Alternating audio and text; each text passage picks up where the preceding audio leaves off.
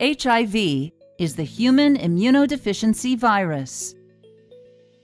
If you have HIV, you have an infection that damages your immune system over time and causes AIDS. AIDS stands for Acquired Immunodeficiency Syndrome. It is the final stage of an HIV infection when your immune system is damaged and too weak to fight off ordinary infections. When foreign invaders, such as bacteria and viruses, get into your body, they can cause infections. These events activate your body's defenses. The white blood cells of your immune system are part of your body's defenses. One type of white blood cell, called helper T lymphocytes, or helper T cells, strengthen your immune system's response to infection in two ways. First, helper T cells release chemicals that attract other white blood cells to the site of the infection. These additional white blood cells attack the invading bacteria or virus, as well as other infected cells. Second, helper T cells release chemicals that cause other white blood cells to multiply. These new white blood cells create markers, called antibodies, which can identify the same foreign invader throughout your body. Antibodies attach to the bacteria or virus, marking them as targets for your immune system to destroy them.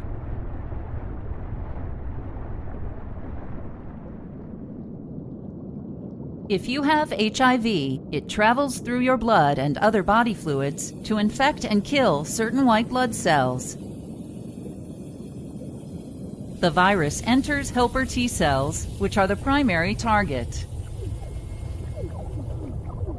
Once inside, the virus makes many copies of itself. As these virus particles are made, they leave the damaged helper T cell to infect other cells. The T cell loses its ability to protect the body from the ongoing infection and dies.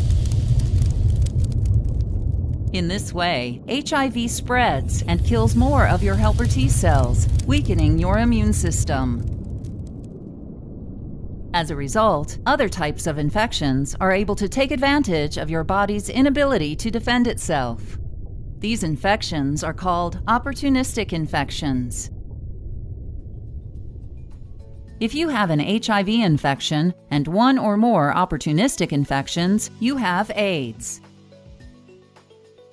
Some of the common AIDS-related opportunistic infections are inflammation of the tissues covering your brain and spinal cord, called meningitis, inflammation of your brain, called encephalitis, respiratory illnesses, such as pneumonia and tuberculosis, intestinal illnesses, such as chronic diarrhea caused by infectious parasites,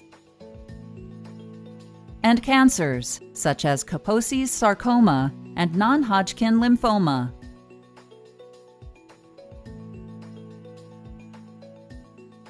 HIV passes from person to person through infected body fluids.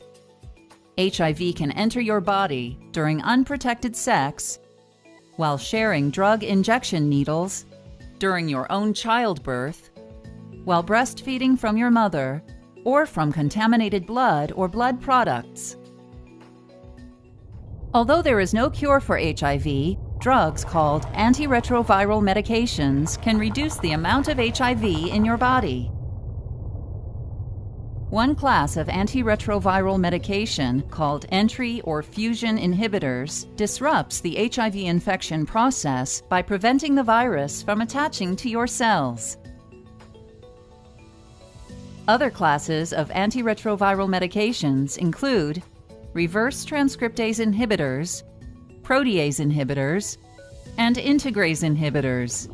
These drugs prevent the creation, assembly, and spread of new viruses.